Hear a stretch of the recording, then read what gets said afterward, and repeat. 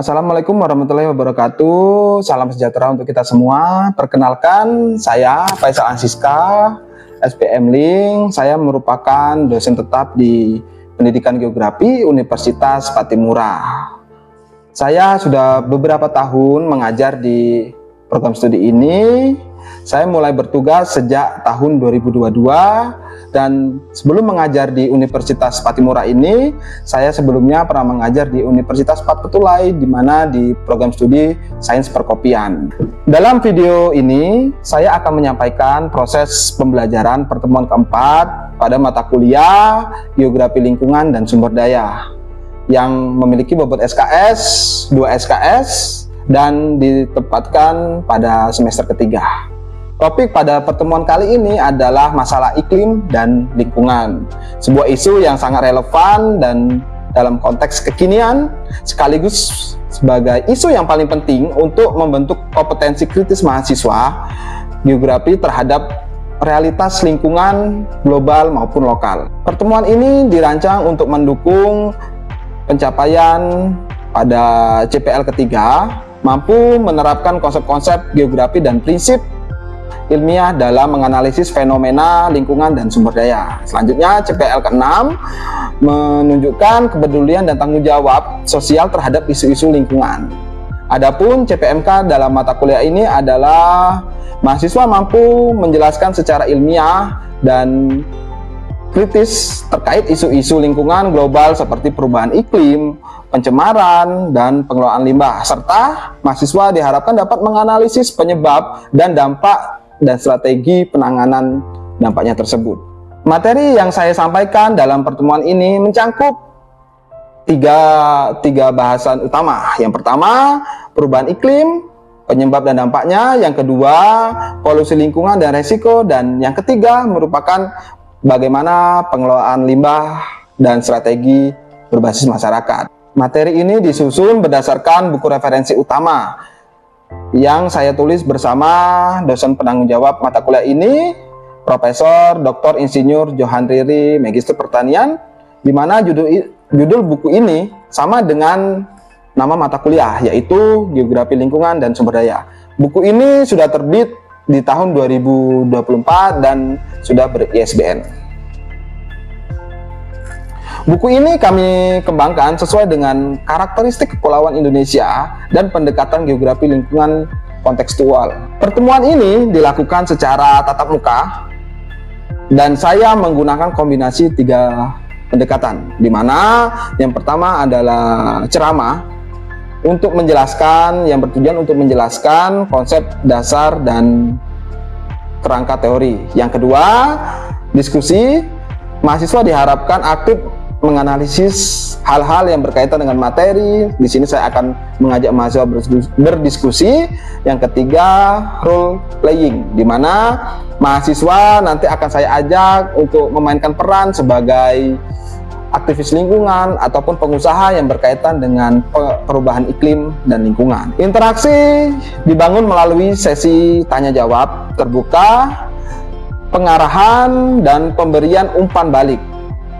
Saya menstimulasikan mahasiswa agar dapat berpikir secara reflektif, konstekstual, dan solutif sesuai peran mereka sebagai calon pendidik geografi. Penilaian dirancang untuk mengukur tercapainya CPMK pertemuan ini, di mana komponen dari penilaian pertemuan ini adalah yang pertama, partisipasi aktif 5%, yang kedua, presentasi role playing 10%. Dan yang ketiga adalah tugas esai yang akan saya berikan di pertemuan ini dan akan dibahas pada minggu depan.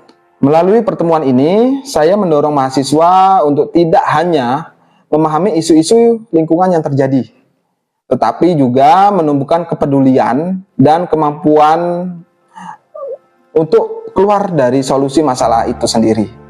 Tujuan akhir adalah membentuk karakter pendidik geografi yang bertanggung jawab, adaptif, dan transformatif terhadap persoalan lingkungan di sekitar tempatnya.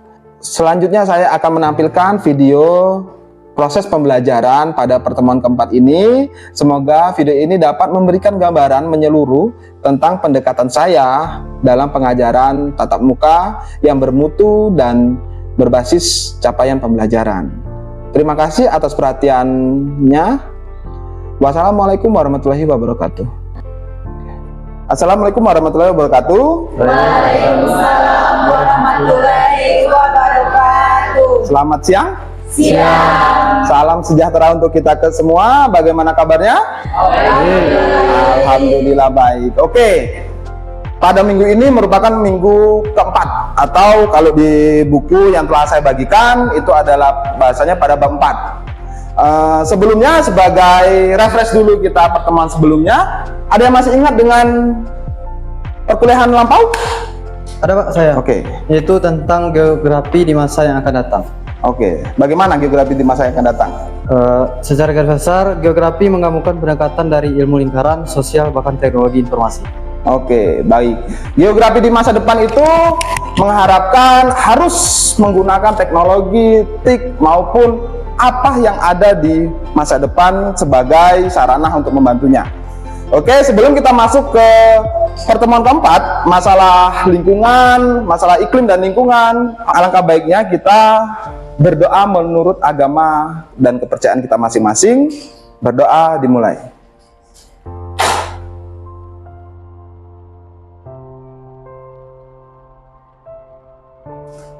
Berdoa selesai. Oke.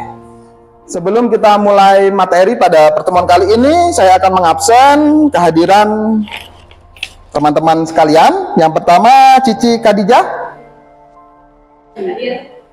Yang selanjutnya Yuda. Yang selanjutnya Revo. Oke. Yang selanjutnya Rizka. Selanjutnya Dwi. Pada pertemuan kali ini kita akan membahas terkait masalah iklim dan lingkungan. Pernah nggak dengar tentang ini? Atau climate change, perubahan iklim, pernah nggak dengar? Pernah. Bumi ini atau daerah kalian lah, itu lebih panas sekarang atau dulu? Sekarang. Nah, kenapa lebih panas sekarang? Apa yang melatar belakanginya akan kita bahas pada pertemuan kali ini. Pada pertemuan ini diharapkan mahasiswa mampu menekankan konsep-konsep geografi dan prinsip ilmiah dalam menganalisis fenomena lingkungan serta sumber daya. Selanjutnya yang diharapkan mahasiswa dapat menunjukkan kepedulian dan tanggung jawab sosial terhadap isu-isu lingkungan yang terjadi. Oke. Pada Indonesia yang menghadapi tantangan lingkungan yang semakin parah, perubahan iklim, polusi air, udara, dan sebagainya, serta pengelolaan limbah yang nggak maksimal, itu akan berdampak serius di kehidupan kita rasakan. Oke, sebagai pemantiknya, kira-kira sumur kalian di rumah ada sumur? Nah, sumur biasa, sumur konvensional yang masih main timba, ya masih main timba, itu airnya dulu 10 tahun lalu waktu kalian kecil sama sekarang itu beda nggak? Dari sisi kuantitas atau jumlah maupun kualitasnya beda nggak? Bagaimana kalian sekarang? Bisa dijawab? Bisa dijelaskan keadaannya sekarang gimana? Apa Pak, sumur saya kalau hujan gini? Pak, kalau musim kemarau gini? Ada nggak? Coba ceritakan pengalamannya. Ada. Bagaimana? Kalau hujan dengan kapasitas yang besar itu airnya mengeruh. Ya. Terus juga kadang ada juga bau yang tidak sedap. Ya. Oke. Kalau musim penghujan itu airnya keruh atau butek atau nggak jernih, agak coklat atau putih atau sebagainya. Kalau musim kemarau bagaimana? Kering sampai susah untuk ditimba sampai habis seperti itu. Nah, kira-kira itu karena apa? Kenapa Pak kok air perasaan hujan terus, tapi kalau misalnya kemarau sedikit dia pasti kering? Nah, itu disebabkan karena perubahan iklim. Bagaimana keadaan lingkungan global khususnya mempengaruhi kondisi alam yang ada di sekitar. Ini dalam kasus sumur merupakan lingkungan tempat kalian tinggal. Oke, selanjutnya kita akan membahas terkait dengan apa itu perubahan iklim. Seperti yang telah kita bahas tadi, perubahan iklim itu adalah perubahan yang menunjukkan signifikasi suhu rata-rata pada cuaca. Kayaknya yang kayak kita bahas tadi di awal, kalau suhu kalian dulu sama sekarang itu beda rasanya. Sekarang Pak lebih panas, dulu lebih dingin. Mungkin kalau pagi-pagi kalian bangun pagi, kabut-kabut itu lebih banyak dulu atau sekarang? Dulu. Berarti kalau misalnya kayak gitu, berarti bumi itu memanas atau mendingin? Memanas. Makanya kalian perasaan kalian lebih panas, kabut kalian ketemu dulu daripada sekarang lebih tipis dan sebagainya, seperti itu. Oke, selanjutnya 3 pendorong utama perubahan iklim. Yang melatar belakangnya dari perubahan iklim, yang pertama adalah peningkatan konsentrasi gas rumah kaca. Pernah dengar gas rumah kaca? Bagaimana? Apa yang dimaksud dengan gas rumah kaca? Pak, karena banyak kaca-kaca di ruangan, jadi pemanasan global. Apakah seperti itu? Ya? Oke. Oke, mari saya jelaskan apa yang dimaksud dengan gas rumah kaca. Karena kalau kalian camping, pernah camping? Pernah camping, tidur di tenda? Pernah. Kira-kira rasanya lebih sejuk di ruangan ini atau saat kalian camping siang-siang? Keadaan siang-siang. Ruangan. Kalau di tenda itu apa rasanya? Panas, lebih sumuk dan sebagainya. Padahal nggak langsung kena sinar matahari kan? Ya. Oke. Kenapa hal itu bisa terjadi? Ya karena perubahan panjang gelombang karena keadaan yang menghalanginya. Contohnya seperti rumah. Oke. Ini ada rumah nih. Ini ada jendela. Contohnya jendela atau kalau dalam artian tenda kalian tadi. Jendela ini kan sinar matahari turun langsung nih. Nah, turun langsung meski dia di spidolnya habis. Oke. Cahaya ini menembus atau berbalik? Kalau kaca seperti ini. Menembus. Kira-kira keadaan yang kalian rasain lebih panas yang di luar bagian kaca atau bagian dalam? Bagian dalam. Bagian dalam. Lah iya. Hal itu disebabkan karena jika cahaya masuk dan melewati kaca itu akan terjadi pembiasan dan peningkatan rambat gelombang. Rambat gelombang pada cahaya itu sendiri. Jadi itulah kenapa lebih panas. Kenapa kaca pembesar itu kalau diletakin bisa membuat kebakaran dan sebagainya toh? Nah, itu disebabkan karena peningkatan rambat gelombang dari cahaya itu sendiri. Ayo, pasti semuanya SMA dulu IPA kan? Ada yang IPS, ada yang IPA? Yes. Ada yang IPA, ada yang IPS. Tapi hal ini merupakan pengalaman pengetahuan umum bagi kalian. Kalau kaca itu bisa meningkatkan rambat gelombang dari cahaya itu sendiri. Oke, selanjutnya yang kedua, kerusakan lapisan ozon yang melindungi bumi. Biasanya disingkat CFC, bukan jagonya ayam ya, bukan CFC. Atau klorofluorokarbon.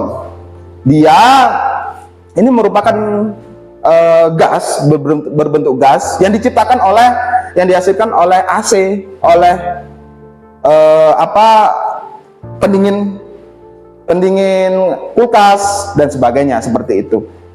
Bahkan ini juga disebabkan oleh parfum yang kalian pakai itu kan menggunakan yang nah itu kan ada gasnya. Nah gasnya itulah yang akan naik ke ozon, naik ke lapisan ozon, akan melubang-lubangi ozon sehingga berpotensi untuk meningkatkan resiko dari pemanasan global. Selanjutnya deforestasi atau penebangan hutan yang masif dapat mengurangi penyerapan karbon. Seperti yang kita ketahui, penyerapan tumbuhan itu kalau berfotosintesis dia Menyerap apa? Menyerap karbon. Menyerap karbon dioksida. Apa rumus kimianya? CO2. CO2 dan menghasilkan O2.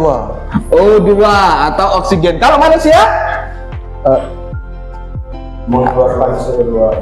Kalau manusia mengeluarkan CO2 dan menyerap O2. oksigen, kebalikannya. Nah, kalau misalnya tumbuhan yang ada, ini nggak ada lagi, berarti pasokan ini berkurang dong. Ya. Nah, ini akan menyebabkan manusia juga susah untuk mendapatkan oksigen, seperti itu. Semakin sesak, semakin panas dan sebagainya, seperti itu. Oke, ini merupakan dampak perubahan iklim di Indonesia. Yang pertama, dikhawatirkan pola musim tanam yang tidak dapat diprediksi menyebabkan petani mengalami resiko gagal panen. Produksi beras turun 10-20% pada dekade mendatang. Pada 10 tahun mendatang, produksi beras kita menurun karena perubahan iklim. Karena terlalu panas, pertumbuhan tanaman terganggu, tidak dapat berfotosintesis secara baik, sehingga mengancam ketahanan pangan Indonesia. Selanjutnya, kenaikan muka air laut. Kenapa pemanasan itu kita diskusi? Kenapa pemanasan global itu dapat meningkatkan kenaikan air laut?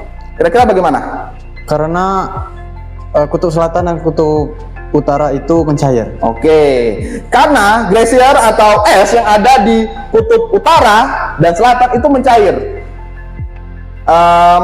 Merujuk lagi, zat itu berbentuk apa aja? Ada 3 zat: padat, cair, gas. sama gas. Es itu bentuknya apa?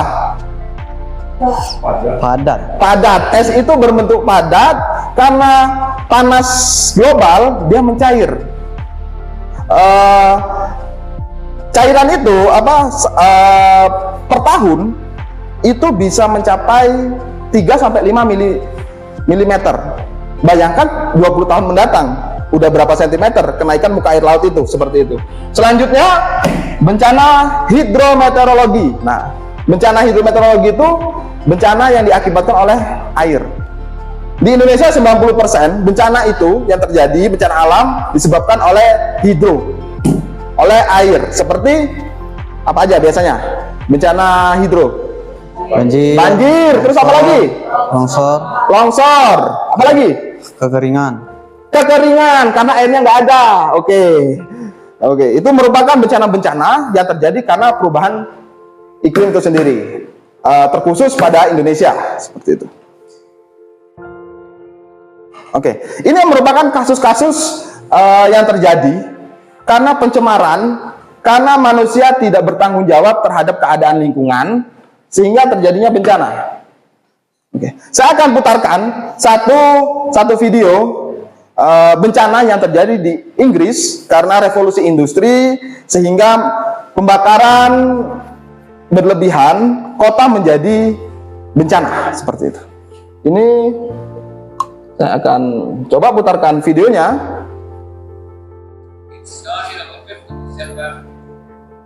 Setelah kalian menyaksikan video dari kasus Great Smoke of London di Inggris ini, kira-kira apa yang kalian pahami? Coba kasih pendapat? Ya, bagaimana? Dari video yang ditampilkan dapat disebutkan bahwa polusi udara tampaknya banyak sekali, terutamanya kematian, penyakit. Oke, pada kasus ini kenapa sangat berbahaya? Karena polusi udara ini dapat menyebabkan penyakit ISPA. Singkatannya apa? ISPA. Infeksi, betul, infeksi saluran pada pernapasan yang paru-paru, tenggorokan dan sebagainya. Peningkatan resiko asma. Orang di kota besar itu lebih banyak berpotensi terkena asma daripada kita yang ada di kampung. Oke. Selanjutnya, pengelolaan limbah. Pak, kalau misalnya banyak pencemar, apa yang akan dilakukan, Pak? Lebih baik, Pak, bagaimana hal yang harus dilakukan? Ya ini, pengelolaan limbah dengan prinsip 3R. 3R, reduce, reuse, recycle. Pernah nggak dengar ini, prinsip 3R? Belum, oke. Dalam kalian kan setiap hari menghasilkan limbah. Kira-kira apa aja limbah yang kalian hasilkan? Sampah plastik. Terus apa? Ciri-ciri makhluk hidup itu berkembang biak. Selanjutnya apa? Mengeluarkan zat sisa. Nah, zat sisa dari kalian itu merupakan limbah bukan? Limbah. Terus apa lagi? Mungkin kalian makan snack-snack. Makan cup-cup minuman cup kalian minum. Oke, itu kan dibuang toh? Nah, oke, dibuang. Kalian buang sembarangan, kalian buang di kotak sampah pun sekalian, itu akan mencemari. Pak, tapi kan saya sudah membuangnya di kotak sampah. Iya, kotak sampah yang kalian kumpulkan di kotak sampah nanti akan diantar ke tempat pembuangan akhir. Jadi pindah pencemar dari tempat tinggal kalian pindah ke tempat pembuangan akhir. Oke. Bagaimana Pak cara untuk meminimalisir ataupun meredam dari limbah-limbah itu? Kalian bisa menggunakan prinsip reduce, reuse, recycle. Di mana pada reduce kalian bisa mengurangi. Kalian kalau belanja bawa tas sendiri. Tidak, berarti nanti kalau setelah ini kalian harus bawa tas sendiri ataupun paper bag. Kenapa paper bag lebih baik dari plastik kira-kira? Ada pendapat? Kalau plastik tidak mudah terurai, kalau paper bag lebih gampang terurai, Pak. Seperti dari materi yang telah disampaikan, apakah ada hal yang mau didiskusikan? Silakan, angkat tangannya. Oke? Silakan. Terkait dari masalah yang kita lihat, apakah emosi dan kenaikan emosional pada siang hari itu termasuk pengaruh dari kesehatan? Oke, intinya pertanyaannya, Pak, kalau siang-siang panas, saya itu gak lebih gampang marah. Seperti itu bagus. Itu ke psikologis. Kira-kira kalian itu, kalau kalian pacaran, kalian lebih cepat marah-marah sama pasangan yang kalian sukai apa enggak? Misalnya kalian selingkuh nih, ini kalian. Ini enggak kalian sayang, si A dan si B. Ini kalian pacaran nih dua. Ini yang kalian sayang, ini yang kalian nggak sayang. Kira-kira mana yang lebih buat kalian cepat marah, mana? Yang nggak sayang, yang B. Nah, seperti itulah perumpamaannya. Kenapa kalian kalau siang-siang itu lebih gampang marah? Ya karena kalian nggak nyaman dengan keadaan panas. Saya akan membagikan kelas ini menjadi dua kelompok. Di mana ada satu kelompok yang berperan sebagai pengusaha. Usahanya yang dilakuin ini adalah pembukaan perkebunan sawit ataupun deforestasi sawit. Jadi satu kelompok berperan sebagai pengusaha dengan alasan ekonominya, pergerakan ekonomi, pembukaan lapangan kerja, dia mempertahankan argumen pembukaan lahan sawit. Sedangkan satu kelompok ini sebagai aktivis lingkungan. Kalau yang dilakuin si pengusaha ini nggak baik, ini akan menghancurkan masa depan dari masyarakat atau orang banyak, seperti itu. Akan mempengaruhi keadaan iklim, perubahan iklim seperti itu. Jadi temanya sawit untuk siapa? Ekonomi melawan ekologi. 10 menit cukup nggak untuk saya beri waktu diskusi dulu antara kelompoknya. Ini kelompoknya kan ada orang beberapa, saya bagi dua ya. Yang sini mau yang apa? Yang pro sawit atau enggak? Enggak pro, berarti yang kontra. Yang di sini yang pro, sini pro sawit selaku pengusaha sawit, yang sini yang kontra selaku aktivis lingkungan. Cukup nggak saya kasih waktu 10 menit untuk berdiskusi dulu? Cukup. Oke, saya beri waktu 10 menit, silakan diskusi antar kelompoknya. Siap? Silakan tanggapin yang pro. Tapi dari minyak goreng hingga biodiesel, rumah lingkungan, kita tidak memanfaatkan peluang ini. Negara lain yang akan mengambil untung. Kami juga tidak sembarang ada sertifikasi ISPO dan RSPO yang mengatur keberlanjutan. Kami terbuka untuk bekerja sama dengan LSM dan pemerintah selama regulasi realitas dan tidak mematikan investasi. Oke, bagaimana? Katanya dia udah ada izin nih. Dia sudah sesuai dengan SOP dan sebagainya. Oke, bagaimana yang kontra? Mau menanggapi? Oke, silakan. Kalau sawit benar-benar berkelanjutan, kenapa konflik lahan masih terjadi di mana-mana?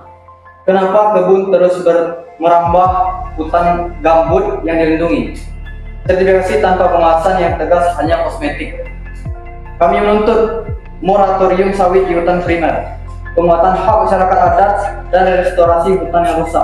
Ekonomi boleh tumbuh, tapi bukan dengan menebang masa depan. Wah, ekonomi harus tumbuh tanpa mengorbankan masa depan. Oke, terima kasih untuk pendapat-pendapat yang telah diargumenkan. Pokoknya di sisi yang pro kah atau yang kontra, seharusnya apa yang dilakukan manusia itu harus menguntungkan dalam sisi sekarang ataupun masa depan. Oke, Pak, kita kan butuh sawit, kita harus tanam sawit. Oke, semua orang butuh sawit, gorengan perlu, oli-oli di pembakaran perlu, mungkin banyaklah gunanya sawit itu, sehingga harus menanamnya. Ya emang nggak bisa dipungkiri kebutuhan itu, tapi penanaman itu harus terkontrol, harus sesuai dengan apa yang dihendaki, standarnya bagaimana, dan harus diawasi secara ketat. Inilah peran regulasi pemerintah untuk mengatur hal itu, agar apa yang diupayakan akan berdampak hari ini dan seterusnya, tidak merusak alam sekarang, tapi harus berprinsip keberlanjutan. Oke, paham? Oke, ada yang mau didiskusikan pada pertemuan kali ini? Oke, kalau nggak ada, saya akan memberikan tugas untuk kalian. Oke, silakan cari file atau video dokumenter di YouTube, terserah terkait penebangan pohon, batu bara, atau pembukaan perumahan dan sebagainya. Biasa itu di channel-channel YouTube Watchdog Story, kayak contohnya pembukaan lahan apa, dia dokumenter, dia membahas tentang dampak-dampak yang terjadi, apa yang dilakukan dan dampaknya apa yang dilakukan.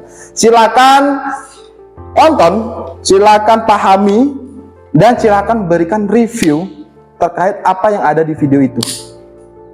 Oke, silakan dikerjakan. Silakan kirim email nanti hasilnya, link YouTube-nya apa dan apa review kalian, kirim ke email saya, kita akan bahas di minggu depan. Oke? Paham? Oke.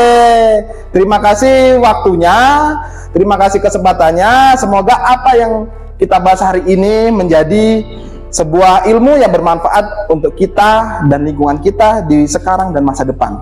Amin. Saya akhiri pertemuan kuliah kali ini. Wabillahi taufiq wal hidayah. Wassalamualaikum warahmatullahi wabarakatuh. Waalaikumsalam.